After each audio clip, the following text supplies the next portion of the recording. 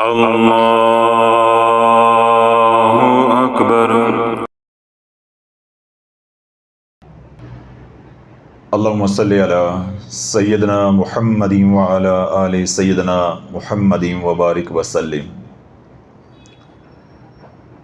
آج کل ہر دوسرا بندہ مالی تنگ دستی کی وجہ سے اتنا پریشان ہے کہ پیسہ ایسی ضرورت آج کے دور میں بن گیا ہے کہ پیسے کے بغیر گزارا نہیں ہے۔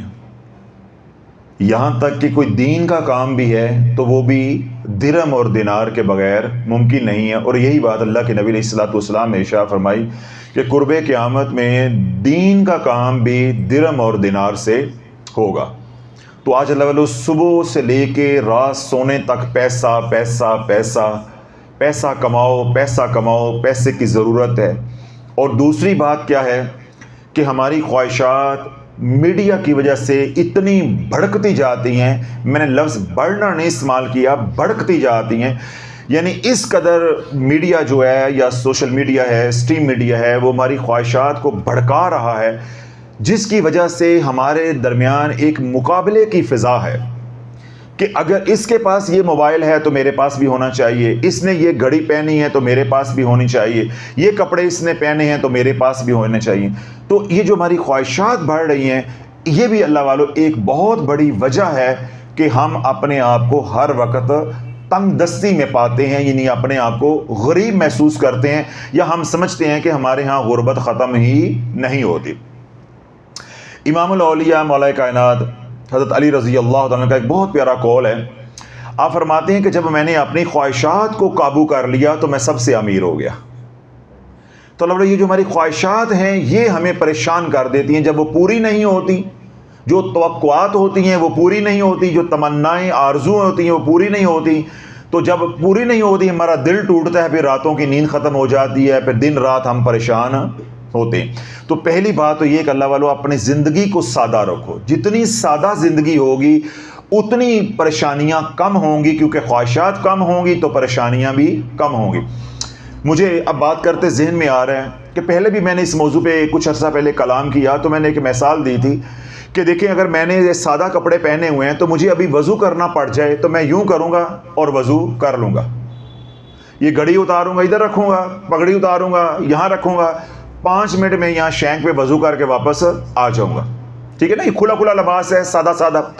اگر اسی کی جگہ پہ میں نے 3 پیس پہننا ہو، ٹائی لگائی ہو اور نیچے جو ہے وہ ڈریس شوز پہنے ہوں، یعنی بوٹ تسموں والے پہنے ہوں، تو مجھے وہ سب کچھ اتارتے ہوئے کتنی دقت ہوگی، مشکل ہوگی، تو میرا وضو کرتے کم از کم آدھا گھنٹہ جو ہے وہ لگ جائے گا، پھر وہ ساری چیزیں میں دوبارہ پہنوں گا تو کتنی تکلیف ہوگی۔ اور اگر یہ سادہ لباس ہے تو کیا ہے، ایک پل لمحہ لگے گا، یہ دیکھیں ہم وضو کے لیے کیا ہو گئے ہیں، تیار ہو گئے، کوئی مشکل ہے؟ تو یہ میرا آپ کو کہنے کا مقصد یہ ہے کہ اللہ جتنی زندگی سادہ رکھو گے اتنے غم کم ہوں گے، اتنی پریشانیاں کم ہوں گی، اتنی ضرورتیں کم ہوں گی۔ جتنی زندگی جو ہے وہ اپنی پرکشش بناؤ گے، اس کے اندر خواہشات کا تڑکا لگاؤ گے تو اتنے غم زیادہ آئیں گے، اور اتنا ہی اپنے آپ کو آپ تنگ دستی میں محسوس کرو گے، یعنی دوسرے الفاظ میں پھر کبھی بھی غربت آپ کی یعنی قیامت تک ختم ہونے والی نہیں ہے۔ پہلی بات تو اصلاح کی ہے۔ دوسری بات یہ ہے کہ ہم اللہ سے مانگیں کہ یا اللہ مجھے کشادگی عطا فرما، رزق کی فراوانی عطا فرما، بجائے کہ ہر وقت یہ تسبیح کرتے رہنا کہ جی مہنگائی بہت ہو گئی، مہنگائی بہت ہو گئی، مہنگائی بہت ہوگی۔ جب اللہ یہ تسبیح کرو گے، غیبت چغلی کرتے رہو گے، تو جو رزق آیا ہوا ہے وہ بھی چلا جائے گا، اس میں اللہ برکت جو ہے وہ اٹھا لے گا۔ 2 باتیں ہو گئی تربیت کی۔ تیسری بات یہ ہے کہ اگر وظائف کرنے ہیں رزق بڑھانے کے لیے تو وہ وظائف اللہ والوں کرو جو اللہ کے نبی نے عطا کیے ہیں۔ اللہ کے نبی علیہ الصلوۃ والسلام اللہ کے نظام کو زیادہ جانتے ہیں یا میں آپ زیادہ جانتے ہیں؟ اللہ کے نبی جانتے ہیں کہ رزق کیسے کھلے گا۔ بعد میں آنے والے بزرگان کے جو وظائف ہیں وہ اپنی جگہ پہ مجرب ہیں، اچھے ہیں، نہیں اچھے، میرا ان سے کوئی سروکار نہیں آج اس موضوع کے اوپر۔ وہ وظائف جب اللہ کے نبی علیہ الصلوۃ والسلام نے رزق کی فراوانی کے لیے عطا کر دیے، اور ایک نہیں کئی عملیات کی جو عملیات کے وظائف ہیں، یعنی عملیات نبوی ہیں، اللہ کے نبی علیہ الصلوۃ والسلام نے کئی وظائف عطا کیے ہیں، احادیث کی کتابوں کے اندر موجود ہیں۔ تو جب اللہ کے نبی نے کتنے طریقے ہمیں بتا دیے ہیں کہ یہ کام کرو گے تو تمہارا رزق جو ہے وہ کشادہ ہو جائے گا، رزق تمہارا جو ہے وہ کھلے گا، تو پھر ہمیں بعد میں آنے والے لوگوں کے وظائف جو انہوں نے آزمائے ہیں، بے شک وہ صحیح ہیں، لیکن ہمیں ان سے کوئی دلچسپی نہیں ہونی چاہیے۔ اگر ہم واقعی عاشق رسول ہیں اور واقعی مسلمان ہیں، ہم کسی کے وظیفے پہ تنقید بھی نہیں کر رہے، لیکن ہم ترجیح کس کو دیں گے؟ اللہ کے نبی علیہ الصلوۃ والسلام کے عمل کو۔ یا تو ہو نا کچھ ایسے شعبے ہیں زندگی کے جن کے لیے، یا مسائل ایسے ہیں جن کے لیے وظائف دستیاب نہیں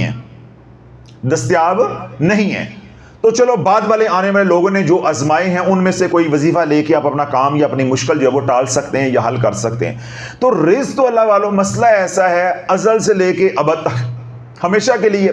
تو اللہ کے نبی علیہ الصلوۃ والسلام نے کئی وظائف رزق کے لیے اپنے صحابہ کو عطا کیے ہیں۔ ان میں سے ایک عمل میں آپ کو بتا رہا ہوں، یہ میں نے ساری بات تربیت کے لیے اس لیے کہی ہے کہ اللہ والوں رزق کے لیے آج 80-85% لوگ وظائف پڑھتے ہیں، اور ان کا نتیجہ کیا نکل رہا ہے؟ جب وہ غلط وظائف پڑھتے ہیں، شرائط کے بغیر پڑھتے ہیں، تو پھر آیا ہوا رزق بھی چلا جاتا ہے، کیونکہ وہ رجت کا شکار ہو جاتے ہیں۔ پھر وہ ایسی بیماری ہے کہ وہ رزق کھولے بھی نہیں کھولتا۔ اور یہ جو عمل میں آپ حضرات کو بتا رہا ہوں، یہ تمام ہمارے سننے والے اور آپ حضرات یہاں بھی جو تشریف فرما ہیں، آپ کوئی بھی عمل کر رہے ہیں تو یہ عمل کر سکتے ہیں، کیونکہ یہ عمل اللہ کے نبی علیہ الصلوۃ والسلام نے بتایا ہے۔ اس کے لیے کسی اجازت کی ضرورت نہیں ہے، بلکہ میں اس کو آپ تک پہنچا کے اپنا فرض ادا کر رہا ہوں، اور آپ کا احسان ہے کہ آپ سن رہے ہیں۔ اس سوشل میڈیا والے بھی ہیں، ان کا بھی احسان ہے کہ وہ سن رہے ہیں، اور اگر میری بات مان لیتے ہیں تو یہ میری بات نہیں مان رہے، اللہ کے نبی کی بات مان رہے ہیں، میں تو پہنچا رہا ہوں بس۔ تو اس لیے دیکھیں، جب آپ کو اجازت لینے کے لیے بھی ہدیہ نہیں ہے، اجازت لینے کے لیے کامنٹ بھی نہیں کرنا، واٹس ایپ بھی نہیں کرنا، انتظار بھی نہیں کرنا، نبی کا فرمان ہے، شافی پہنچا رہا ہے، بس عمل کرو، اللہ سے عمل کی توفیق مانگو اور اللہ سے قبولیت کی توفیق مانگو، دعا مانگو اللہ سے، اللہ قبول کر لے بس، تو انشاءاللہ کامیابی ہی پھر کامیابی ہے۔ سیدنا نوح علیہ السلام نے اپنے صاحبزادوں کو طلب کیا۔ جب آپ کے وصال کا وقت قریب آیا تو آپ نے اپنے دونوں بیٹوں کو، دونوں شہزادوں کو سامنے بٹھا کے کچھ وصیتیں کی۔ ان وصیتوں میں ایک وصیت یہ تھی کہ بیٹا کبھی بھی اللہ کی تسبیح کو نہ چھوڑنا، اللہ کو پاکی بیان کرنے کو نہ چھوڑنا، غفلت نہ برتنا۔ تو آپ کے شہزادوں نے، آپ کے بیٹوں نے سوال کیا کہ تسبیح سے کیا مراد ہے، کون سی تسبیح؟ تو آپ نے فرمایا آپ کو معلوم نہیں ہے کہ جس تسبیح سے اللہ ہر ذی روح کو رزق پہنچاتا ہے، یعنی اس کائنات کے اندر جس ذرے کو بھی رزق جا رہا ہے، جس مخلوق کو بھی رزق جا رہا ہے، وہ جس تسبیح کے ذریعے اللہ رزق دیتا ہے وہ تسبیح ہے سبحان اللہ و بحمدہ سبحان اللہ العظیم۔ تو یہ نصیحت یا یہ وصیت کس نے کی ہے؟ سیدنا نوح علیہ السلام نے اپنے بیٹوں کو، کہ جب تک بیٹا یہ تسبیح کرتے رہو گے سبحان اللہ و بحمدہ سبحان اللہ العظیم، کبھی بھی رزق کی تنگی تمہیں نہیں آئے گی، ٹھیک ہے۔ اس کے بعد حضور علیہ الصلوۃ والسلام تشریف لے آئے۔ اب اللہ کے نبی علیہ الصلوۃ والسلام ظاہری حیات میں موجود ہیں، سرکار علیہ الصلوۃ والسلام تشریف فرما ہیں، سیدنا عبداللہ بن عمر پاس بیٹھے ہیں۔ ایک عرابی آیا، آ کر عرض کی یا رسول اللہ مالی تنگ دستی ہے۔ کیا ہے؟ مالی تنگ دستی ہے۔ تو اللہ کے نبی علیہ الصلوۃ والسلام لیٹے ہوئے تھے ٹیک لگا کے، تو حضور علیہ الصلوۃ والسلام نے اسے پوچھا کہ تو فرشتوں والی تسبیح کیوں نہیں کرتا؟ اگر یہ کہتا ہے کہ مالی تنگ دستی ہے تو فرشتوں والی تسبیح کیوں نہیں کرتا؟ جب یہ سوال کیا تو عبداللہ بن عمر رضی اللہ عنہ نے آگے سے پوچھا کہ یا رسول اللہ وہ ملائکہ والی فرشتوں والی تسبیح کون سی ہے؟ تو اللہ کے نبی علیہ الصلوۃ والسلام، جس طرح میں نے کہا کہ ٹیک لگا کے لیٹے تھے، تو آپ سیدھے ہو کر بیٹھ گئے، تشریف فرما ہو گئے۔ تو اللہ کے نبی علیہ الصلوۃ والسلام نے ارشاد فرمایا عبداللہ بن عمر فرشتوں کی تسبیح ہے سبحان اللہ و بحمدہ سبحان اللہ العظیم. یہ وہ تسبیح ہے جس کی برکت سے ہر ذی روح کو رزق دیا جاتا ہے. اگر یہ تو تسبیح، اب یہ عربی سے حضور علیہ الصلوۃ والسلام مخاطب ہیں، عبداللہ بن عمر سے مخاطب ہیں.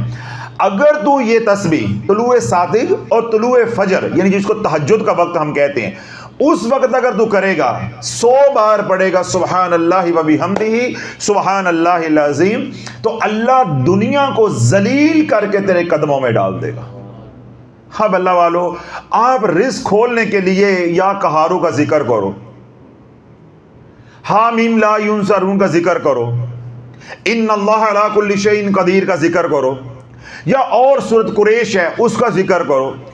کرتے کرتے شرائط کے بغیر رزق کھولتے کھولتے، جب آپ کو علم ہی نہیں ہے شرائط کا، تو کوئی وظیفہ الٹ پڑ گیا، رجت ہو گئی، جو دروازے تھوڑے تھوڑے کھلے بھی ہوئے، درز جو ان میں ہے بھی ہے، کو تھوڑی بہت روٹی پانی آ بھی رہا ہے، اللہ والو 7 نسلوں تک وہ بند ہو جائے گا. کل تک آپ کو میری باتیں سمجھ نہیں آتی تھی، نہ یہاں والوں کو آتی تھی اور نہ سوشل میڈیا والوں کو آتی تھی، اور اب لاکھوں لوگوں کے کانوں سے دعا نکلتا ہے، کاش جب شافی نے پہلی بار سمجھایا تھا ہم اسی وقت لبیک کہتے، عمل کر لیتے، تو آج ہمارا یہ کم از کم 1 سال بھی ضائع نہ ہوا ہوتا. پھر وہ حضرات جو رجت میں پھنسے ہیں اور جنہوں نے یہ بات سمجھ لی ہے اور اب وہ اپنا علاج کر رہے ہیں، اپنا دھونا دھو رہے ہیں، کسی طرح ہمارا وظائف کا اثر بد جو ہے وہ ختم ہو جائے، ان بیچاروں سے پوچھو، سال ہو گیا کم و پیش ان کو بیچاروں کو وظائف چھوڑے، درود پاک پڑھے، استغفار کرتے، دروازے رزق کے نہیں کھل رہے ابھی تک. 2-4 لوگ ہوں گے، لاکھوں لوگ ہمارے ساتھ ہیں، لاکھوں لوگ الحمدللہ، 2-4 لوگ ہوں گے جنہوں نے کہا جی ہمارے حالات کچھ بہتر ہوئے ہیں. ابھی تک 8-9 مہینوں میں ایک بھی میسج، ایک بھی کومنٹ نہیں ہمیں آیا، کہیں سے بھی ٹھنڈی ہوا نہیں آئی کہ حضرت صاحب میری رجعت ختم ہو گئی ہے. یہ ان لوگوں کا بتا رہا ہوں جو احتیاط کر رہے ہیں، جنہوں نے بات کو سمجھ لیا ہے، توبہ کر لی ہے. وگرنہ اللہ اکثریت تو ابھی بھی چھڑپے مار رہی، کبھی ادھر سے ادھر تو کبھی ادھر سے ادھر، ہمیں دھوکہ دے رہے ہیں. اور ہم بھی کہتے ہیں پڑھو یہ پڑھو تو وہ پڑھو، جب آپ نے بات ماننی نہیں ہے. تو اللہ جنہوں نے توبہ بھی کر لی ہے، ناک بھی رگڑ رہے ہیں، اللہ سے معافیاں بھی مانگ رہے ہیں، لیکن غلطیاں ہو گئی، اب ان کی تلافی نہیں ہو رہی. اب اللہ جس کی بیٹی جوان ہو، گھر میں پیسے کی ضرورت ہو، کاروبار ہے، بیماری ہے، گھر میں پیسہ نہیں ہے، تو وہ سال انتظار کرے گا. میں آپ کو لوگوں کا دکھ سنا رہا ہوں کہ میرے بتانے پہ، میرے راز فاش کرنے پہ، میرے ترغیب دینے پہ، میرے کہنے پہ انہوں نے لبیک کہا، پھر انہوں نے تحقیق کی، ان کا ایمان بنا، ان کا یقین بنا، پھر انہوں نے مانا کہ حضرت صاحب صحیح کہتے ہیں. اس کے باوجود ان کو سال ہو گیا ہے، ابھی تک رستہ نہیں مل رہا. اللہ والو اس لیے سمجھاتا ہوں کہ بندے کے پت بن جو، حضور کے غلام بن جاؤ.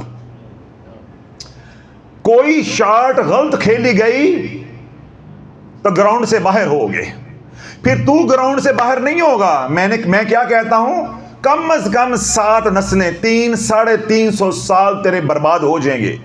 تیرے غلط وسائب 3-7 نسلوں کو برباد کر کے رکھ دیں گے. تو اس لیے اللہ والو جو مالی تنگ دستی کا شکار ہیں یا جو دوسرے وظائف بھی کر رہے ہیں، میں ان کو یہی کہوں گا، جب نبی علیہ الصلوۃ والسلام کا بتایا ہوا وظیفہ موتی نہیں ہیرا ہمارے پاس ہے، تو اللہ والے پھر ہمیں نتھو خیرے کے پاس جانے کی کیا ضرورت پڑی ہے؟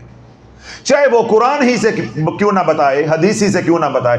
جب میرے نبی نے بتا دیا براہ راست، تو میں آپ تک پہنچا رہا ہوں. اللہ کے نبی کے فرمان کے اوپر عمل کرو. اللہ کے نبی علیہ الصلوۃ والسلام نے ارشاد فرمایا، جس نے طلوع صادق اور طلوع فجر کے درمیان میں 100 بار پڑھا سبحان اللہ و بحمدہ سبحان اللہ العظیم، اللہ دنیا کو ذلیل کر کے اس کے قدموں میں ڈال دے گا. دنیا ناک رگڑتی ہوئی اس کے پاس آئے گی.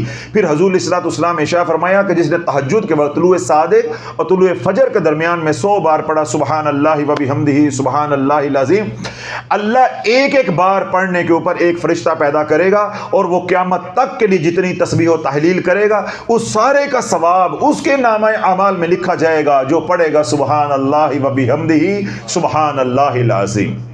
ایک بات ہو گئی. دوسرا جواب ان کو دے رہا ہوں جو لوگ کہتے ہیں جی ہم نے وظائف کیے برکت کے لیے، خیر و برکت کے لیے. کیا تیرے نبی کے بتائے ہوئے وظائف میں خیر و برکت نہیں تھی؟ معاذ اللہ.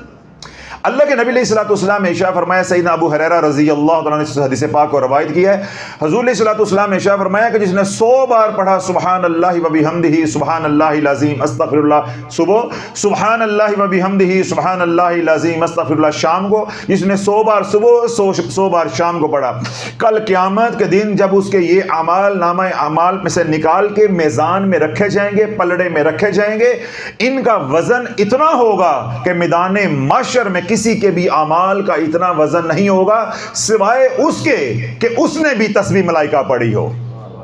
یعنی دیگر اعمال جتنے بھی آپ کر لیں گے ان تمام اعمال کا وزن ایک طرف، اور وہ خوش قسمت جس نے نبی علیہ الصلوۃ والسلام کا بتایا ہوا وظیفہ یا تسبیح ملائکہ فرشتوں کی تسبیح پڑھی ہوگی سبحان اللہ و بحمدہ سبحان اللہ العظیم، اس کو خیر و برکت دنیا بھی ملے گی اور اس کو آخرت بھی ملے گی۔ تو ہم نے برکت کے لیے اپنے بنائے وظیفے شروع کر لیے، جو نبی بتا رہے ہیں ان پہ ہمارا اعتقاد یا ہمارا یقین نہیں ہے۔ پھر حضور علیہ الصلوۃ والسلام نے ارشاد فرمایا کہ جس نے ایک بار پڑھا سبحان اللہ و بحمدہ سبحان اللہ العظیم اس کو 10 نیکیاں، جس نے 10 بار پڑھا اس کو 100 نیکیاں، اور جس نے 100 بار پڑھا اس کو 1000 نیکیاں، اس کو 1000 نیکیاں۔ پھر حضور علیہ الصلوۃ والسلام نے ارشاد فرمایا کہ جس نے پڑھا سبحان اللہ و بحمدہ سبحان اللہ العظیم، اللہ اس کے سارے گناہوں کو معاف کر دے گا، چاہے اس کے گناہ سمندر کی جھاگ کے برابر بھی ہوں گے، اللہ سارے معاف کر دے گا، اللہ سارے معاف کر دے گا۔ تو اللہ والو یہ وہ عمل ہے جس سے دنیا بھی بنے گی اور جس سے آخرت بھی بنے گی۔ اس کا وقت بھی اللہ کے نبی نے بتا دیا، اس کی تعداد بھی کم از کم اللہ کے نبی نے بتا دیا 100 بار، یا 100 بار صبح و شام، یعنی 100 بار طلوع صادق اور فجر یعنی تہجد کے وقت، اور 100 بار مغرب اور عصر کے درمیان، یہ بھی بتا دیا۔ اس کے بعد اللہ کے نبی علیہ الصلوۃ والسلام نے یہ بھی بتا دیا ہے کہ اس سے زیادہ پڑھو گے تو زیادہ نفع ہوگا، زیادہ پڑھو گے تو زیادہ نیکیاں ہوں گی۔ تو جتنا مرضی آپ پڑھیں، باوضو ہو کے پڑھیں، حصار کر کے پڑھیں، بیٹھ کے پڑھیں، یا پھر جتنا اللہ کے نبی علیہ الصلوۃ والسلام نے بتایا ہے کم از کم وہ کیا ہے 100 بار صبح اور 100 بار شام۔ اس میں تھوڑا سا آپ کو واضح کر دوں یا وضاحت کر دیتا ہوں۔ اللہ کے نبی علیہ الصلوۃ والسلام نے یہ بات فرمائی ہے کہ یہ تسبیح کب پڑھنی ہے؟ طلوع فجر اور طلوع صادق کے درمیان۔ تو جو قوم فجر کی نماز پڑھتی ہو اس کو روٹی کی تنگی ہوتی، اس کا کیا مطلب ہے؟ جنہوں نے روٹی کا وظیفہ پڑھنا ہے، رزق کا وظیفہ پڑھنا ہے، لازمی بات ہے کہ وہ ان میں سے 90% لوگ فجر کی نماز نہیں پڑھتے۔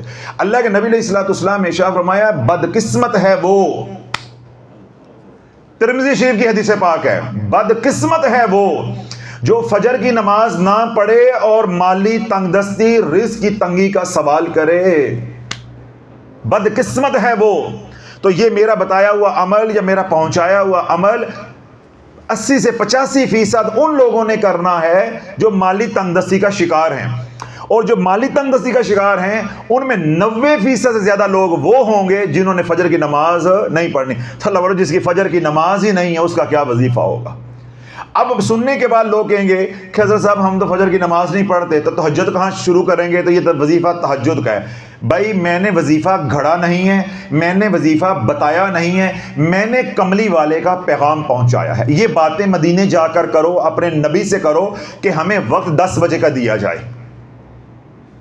ہم ساری رات جاگنے والے ہیں، ناچ گانا کرنے والے ہیں، ٹی وی دیکھنے والے ہیں، تماشبینی کرنے والے ہیں، ہم دن کو 11-12 بجے اٹھ کے ہم بریک فاسٹ نہیں، ہم برنچ کرنے والے ہیں، ہمیں وظیفہ 11-12 بجے والا دو۔ یہ باتیں اپنے نبی سے کرو، جو وظیفہ میں بتاؤں گا اس کا سوال میرے سے کرو۔ اللہ کے نبی نے جو بتایا ہے وہ تو آپ کو پہنچا دیا۔ آگے یہ ہے جو نماز پڑھنے والے ہیں ان کی اللہ نہ کرے کبھی نماز رہ جاتی ہے، کبھی بیماری سستی ہو جاتی ہے، سفر حضر ہے، ان کے لیے کیا ہے کہ تہجد کو لیٹ ہو گئے تو آپ فجر کی سنتیں پڑھ کے سنتوں اور فرضوں کے درمیان میں پڑھ لیں، اور کسی دن ذرا اور دیر ہوگی اللہ نہ کرے، مہینے 2 مہینے بعد کبھی ایسا ہو جاتا ہے، انسان ہے کمزور ہے، تو پھر کیا ہے فوراً سورج نکلنے سے پہلے پہلے کر لو، اور اللہ نہ کرے کسی کی آنکھ ہی سورج نکلنے کے بعد کھلتی ہے تو جو ہی فجر کی نماز پڑھے اس کے فوراً بعد یہ وظیفہ کر لینا ہے۔ یہ ساری باتیں میں نے کہی ہیں، یہ میرے نبی نے نہیں فرمائی، نہیں جاگ رہے آپ، یہ باتیں میں کر رہا ہوں، یہ میرے نبی علیہ الصلوۃ والسلام کا فرمان نہیں ہے۔ آپ نے جو دعائی کھانے کا وقت بتایا ہے وہ تہجد کا ہے۔ رزق کا وظیفہ لینے کے لیے پورے پاکستان سے لوگ چل کر آتے، تو میرے نبی کے کہنے پہ تہجد کے وقت نہیں اٹھ سکتے؟ اگر نہیں اٹھ سکتے اس کا مطلب ہے وہ علاج نہیں چاہتے، وہ علاج نہیں چاہتے۔ تو اللہ والو، اگر آپ واقعی سنجیدہ ہیں کہ میں نے اپنے غربت کو ختم کرنا ہے تو پھر نبی علیہ الصلوۃ والسلام نے جیسے بتایا ہے اور جیسے میں نے آپ تک پہنچایا ہے اسی طرح عمل کرو، پھر دیکھو اللہ بگڑی کیسے بناتا ہے۔ دونوں طرح پڑھنا ٹھیک ہے، سبحان اللہ و بحمدہ سبحان اللہ العظیم، یا سبحان اللہ و بحمدہ سبحان اللہ العظیم استغفر اللہ۔ پھر ایک اور شکل ہے سبحان اللہ و بحمدہ سبحان اللہ العظیم استغفر اللہ الذی لا الہ الا هو الحی القیوم واتوب الیہ۔ اگر اللہ والو اس طریقے سے پڑھو گے سبحان اللہ و بحمدہ سبحان اللہ العظیم استغفر اللہ الذی لا الہ الا هو الحی القیوم واتوب الیہ، اللہ تجھے پر لگا دے گا۔ تجھے اللہ ایک انجن نہیں، اللہ تجھے 4 انجن لگا دے گا، بوئنگ 777 اللہ تجھے بنا دے گا۔ دنوں میں تیری پرواز ہوگی، اللہ غربت سے نکالے گا، اس دلدل سے اللہ نکالے گا۔ اور اگر یہ دعا کسی کو نہیں آتی تو محض اتنا بھی کافی ہے، سبحان اللہ و بحمدہ سبحان اللہ العظیم استغفر اللہ۔ تسبیح ملائکہ بھی ہو جائے گی، اپنے گناہوں کی معافیاں بھی مانگتے جاؤ، اللہ رزق کے دروازے کھولتا جائے گا۔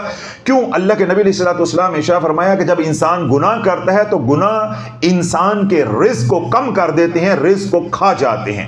تو جب اللہ سے اپنے گناہوں کی معافیاں مانگو گے تو انشاءاللہ اس سے بھی رزق بڑھے گا۔ جب تسبیح ملائکہ کرو گے، اللہ کی پاکی کو بیان کرو گے تو انشاءاللہ رزق اس سے بھی بڑھے گا۔ حضرت سید علی حجویری رحمۃ اللہ علیہ اپنے آستانے پہ تشریف فرما تھے تو ایک شخص آیا اور آ کے اس نے سوال کیا کہ شیخ مالی تنگ دستی بڑی ہے۔ کیا ہے؟ مالی تنگ دستی بہت ہے۔ تو میرے لجپال نے، قادریوں کے امام نے مخاطب کر کے ارشاد فرمایا وہ چڑیوں والی تسبیح کیوں نہیں پڑھتا؟ تو چڑیوں والی تسبیح کیوں نہیں پڑھتا؟ وہ پریشان ہو گیا۔ جس طرح اللہ کے نبی علیہ الصلوۃ والسلام نے فرمایا کہ فرشتوں والی تسبیح کیوں نہیں پڑھتا، تو وہ پریشان ہو گیا۔ اس نے کہا جی چڑیوں والی تسبیح کون سی ہے؟ آپ نے فرمایا سبحان اللہ سبحان اللہ سبحان اللہ۔ تو دن رات سبحان اللہ کرنا شروع کر دے، اللہ تجھے نہیں قیامت تک آنے والی تیری نسلوں کو بھی مالی تنگ دستی کا شکار نہیں ہونے دے گا۔ تو میں نے پہلے بھی جب بیان کیا تو میں نے یہ بات سمجھائی تھی کہ جو باب رزق ہے وہ ہے سبحان اللہ۔ رزق کا دروازہ سبحان اللہ ہے، رزق کا دروازہ آیت کریمہ نہیں ہے، رزق کا دروازہ حامیم لا ینصرون نہیں ہے، رزق کا دروازہ ان اللہ علی کل شیء قدیر یہ نہیں ہے، رزق کا دروازہ یا قہارو نہیں ہے، یا رزق کا دروازہ سورۃ المؤمنون کی آخری آیات نہیں ہے۔ رزق کا دروازہ سبحان اللہ ہے، سبحان اللہ ہے۔ ان تمام اعمال کی برکت اپنی جگہ پہ ہے لیکن دروازہ کیا ہے؟ سبحان اللہ۔ یہ باب رزق ہے، یہ باب رزق ہے۔ اب ہمارے ادھر آنے کا دروازہ مثال کے طور پہ یہ ہے، تو کوئی وہاں ٹکرے مارتا رہے تو اندر آ سکتا ہے۔ ہماری یہ مت ماری ہوئی ہے، ہمیں پیروں نے لگا کدھر دیا ہے۔ اب اللہ بولو سبحان اللہ کس کو کہنا نہیں آتا؟ دن رات سبحان اللہ، نہ رجت، نہ وضو کی ٹینشن، نہ پاکی نہ پاکی ایام کا مسئلہ، لیٹ کے پڑھو، بیٹھ کے پڑھو، دکان پہ بیٹھ کے پڑھو، کوئی دفتر ہے وہاں پڑھو، کھیتی باڑی کرتے ہو وہاں پڑھو، اللہ تجھے نہیں تیری نسلوں کو رنگتا جائے گا، رنگتا جائے گا، رنگتا جائے گا۔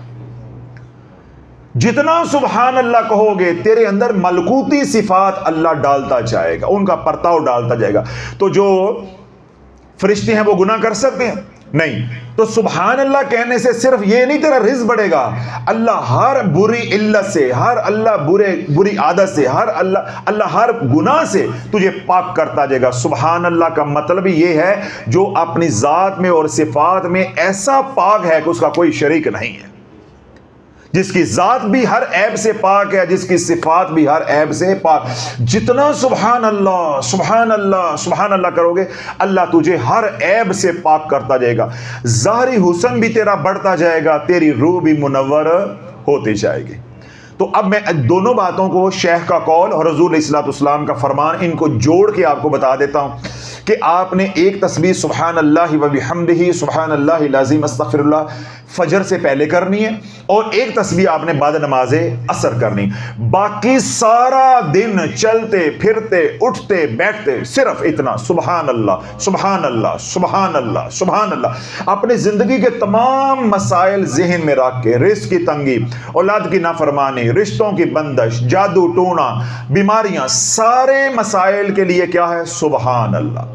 جب یہ جمالی ورد کرنا ہے تو پھر کوئی اور وظیفہ نہیں کر. شافی کے ہاں نہ ٹانکا چلتا ہے، نہ ٹچ چلتا ہے، تو نہ میں آنکھ مارنے دیتا ہوں. میں کیا کہتا ہوں کہ سجیہ کے پھڑکنی نہیں چاہیے تھی، سجے پیر کھبے پیر دی مٹی نہیں ہلنی چاہیے تھی. یعنی کام کرنا ہے سیدھا سیدھا اگر تو ہمارے ساتھ چلنا ہے، ورنہ پھر تانوں مبارک ہو میرے سالہ، ڈنڈے والا سوٹے والا پیر پھوکاں والا پیر مبارک ہو، پھر جو مرضی کرو، جہاں سے مرضی پڑھو. ہم نے تو بات آپ کو سمجھا دی ہے. رجت سے بچنا ہے، اجڑنے سے بچنا ہے، مسائل سے بچنا ہے. ایک تسبیح سبحان اللہ و بحمدہ سبحان اللہ العظیم استغفر اللہ فجر سے پہلے، اور ایک تسبیح عصر کے بعد نماز عصر. بقیہ سارا دن سبحان اللہ سبحان اللہ. کملی والے پہ درود، کملی والے پہ درود، سبحان اللہ کملی والے پہ درود. کبھی درود پڑھو، کبھی سبحان اللہ کرو. 24 گھنٹے جب تک جاگ رہے ہو، یہاں تک کہ آپ کا تقیہ کلام، آپ کی پہچان سبحان اللہ بن جائے.